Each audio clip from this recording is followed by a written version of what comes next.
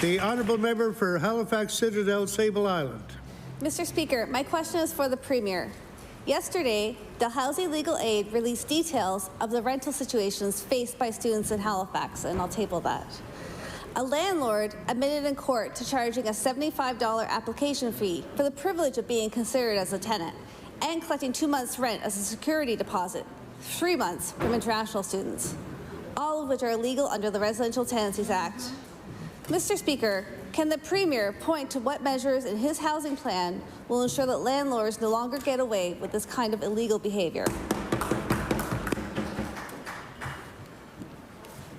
The Honourable Minister of Service, Nova Scotia and Internal Services. Thank you very much, Mr. Speaker, and thank you to the member for the question. Aware of that situation, read that this morning in the paper. The invasive and unscrupulous behavior of that specific landlord is completely unacceptable. I believe some of the amendments that we've introduced this session, specifically to the Residential Tenancies Act, will improve the Act and outlines improvements to rental protections. I do agree that there needs to be modernization and improvements ongoing to this specific Act. I've said it in this House before and look forward to bringing more amendments to this specific Act in the future. Thank you, Mr. Speaker. The honourable member for Halifax Citadel, Sable Island. Mr. Speaker, it's very nice to implore landlords to follow the law, but they simply aren't. This is why Haley Inglis had to sleep with a flashlight every night to try and keep the mice out of her bed and go to small claims court to get justice. That's why I had to contact multiple landlords at the end of August and tell them that they couldn't change the terms of a legal lease.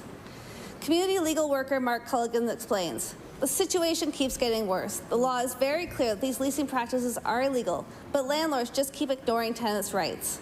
Nova Scotia needs a system of landlord licensing or administrative fees, end quote. Mr. Speaker, I will ask again, what exactly is the Premier going to do to ensure that landlords are not let off the hook again and again? The Honourable Minister of Service, Nova Scotia. Thank you very much, Mr. Speaker. And again, modernization of the Residential Tenancies Act is needed.